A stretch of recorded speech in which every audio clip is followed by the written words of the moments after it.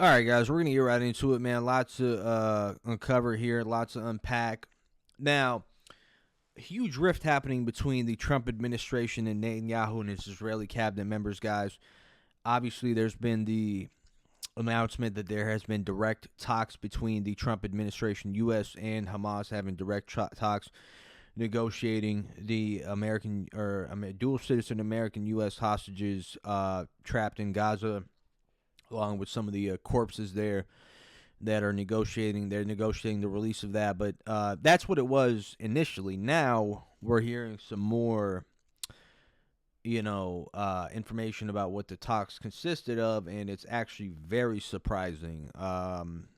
Huge developments here, and put it this way, guys: Israel has been so far left out of these talks. Netanyahu and his envoy and his cabinet members are losing their minds.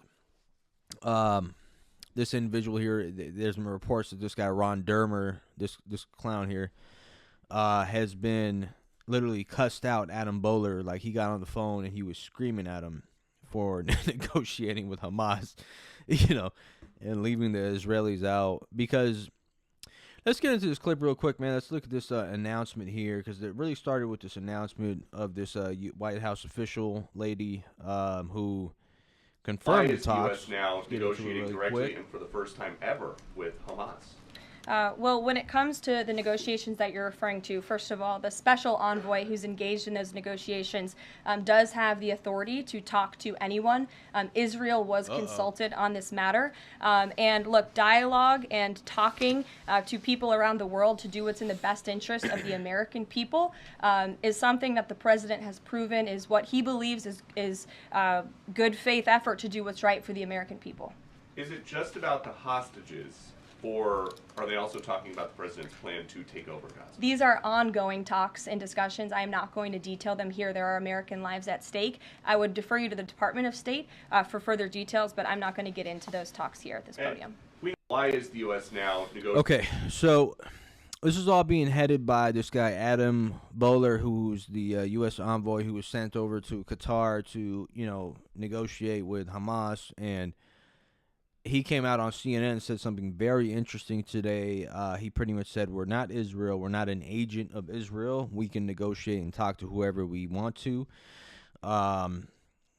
in order to facilitate, peace in the region and what is of interest to America and not of Israel. So, obviously, Netanyahu and his cabinet members, they're dreading, that their nightmares to have a phase 2 of the ceasefire deal. And so they're trying to sabotage the ceasefire deal as much as they can. They're doing everything in their power to sabotage the ceasefire deal because they want to continue their genocidal attacks on Gaza and ethnically cleanse the Palestinians, which, again, these people are dreaming of this happening. So this guy, Adam Bowler, he responds to a CNN newscaster, and he tells them, hey, look, we're not an agent of Israel. We're negotiating on behalf of the U.S., and we want what's best for the region and what's more beneficial to the United States, because we don't want to have a full-blown war in the Middle East and get involved in that militarily. We've been doing that for the past 20, 30 years. And now there has been talks coming out saying that these ceasefire negotiation deals, were not only for the hostages, but they're talking about, doing like a 5 to 10 year ceasefire situation where, Hamas is going to release all the hostages. And by the way, Hamas announced that they will release all the hostages day 2, October 8th. They said, we'll release all the hostages, end all hostilities, and we're good to go. We don't even want these hostages. Obviously, Israel denied to prolong the war and to, annihilate Gaza and kill 150,000 people. Let's get into this clip here of CNN talking to Adam Bowler. Axios' reporter Barak Ravid is reporting the top Israeli official, Ron Dermer, strongly discouraged you from talking directly with Hamas. He said it was a tense phone call. Tell us about that. Do you understand why Netanyahu, Dermer, others might be upset? I do understand. I spoke with Ron, and I'm sympathetic. He has someone that he doesn't know well, making direct contact with Hamas. Maybe I would see them and say, look, they don't have horns growing out of their head. They're actually guys like us. They're pretty nice guys. So he doesn't know me, and there are big stakes. He lives in a country where if it sets certain precedents, then it will hurt or help a lot of other people. So I understand the consternation and the concern, and I wasn't upset. At the same time, we're the United States. We're not an agent of Israel. We have specific interests at play, and we did communicate back and forth. We had very specific parameters by which we fell, and the reality is what I wanted to do is jumpstart some negotiations that were in a very fragile place.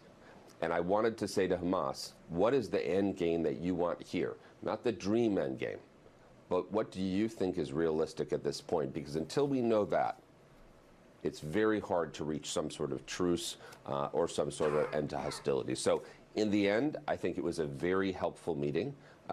It was very helpful to hear some back and forth. But I think Israel knows walking out of that, you know, it's not like Hamas got the world because I thought they were a bunch of nice guys. Right. How quickly could something come together in terms of this negotiation? I think something could come together within weeks.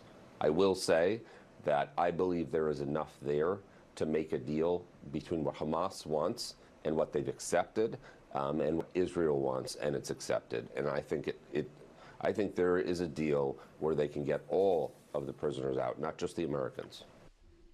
All right.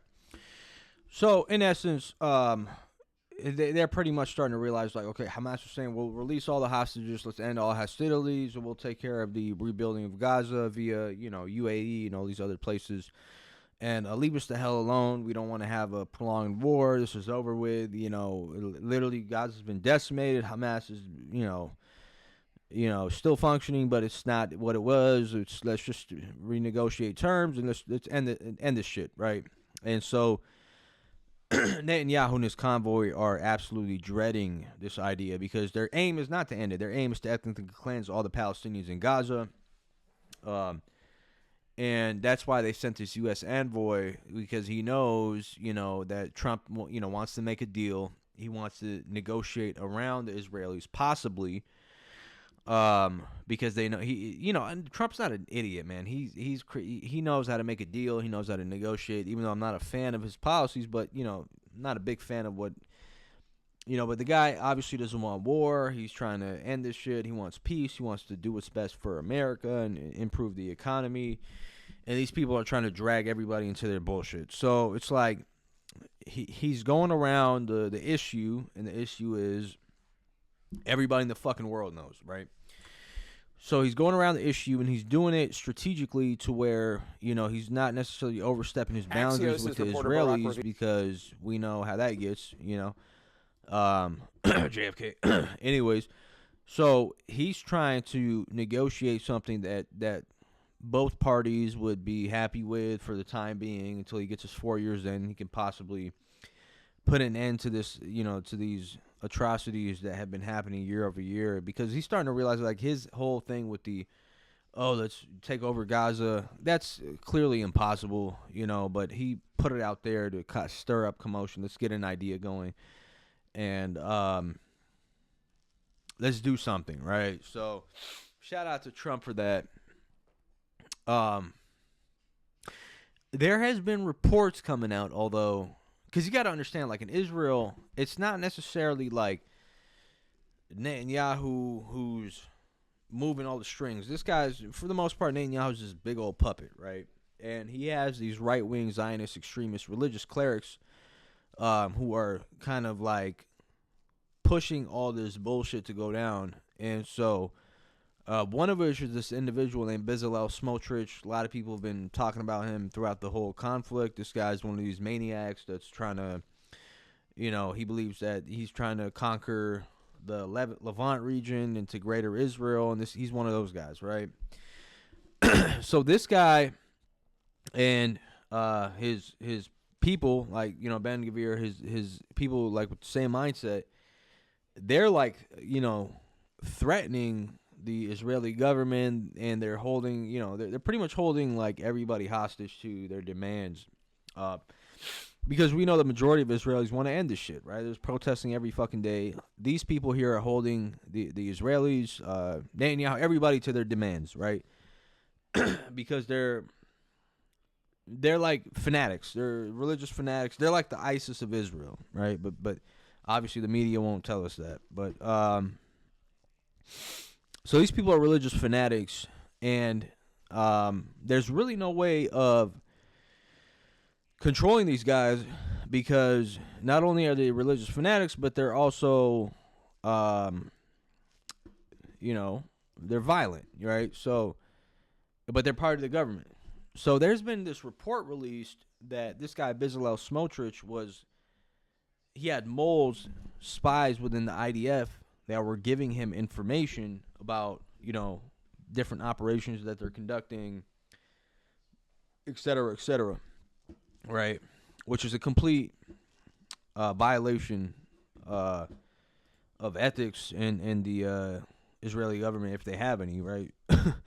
So this guy violated big time, and Netanyahu, like, everybody's releasing this whole, this guy's over here having moles and these IDF, and he's having presentations about declassified information that hasn't even been disclosed yet, and how's he getting all this information, and all his buddies have it. So now they're using this to threaten this guy pretty much, like, hey, stop doing that. Now we have some dirt on you. We can literally prosecute you and put you in jail. Okay. So I don't know. This is another interesting development, because the Israeli government is really on thin ice. It can crash any minute. All right. It's so polarizing. It's ready to disintegrate and crash, and a possible civil war might erupt. So anyways, man, let me know what you guys think in the comment section down below, man. Peace.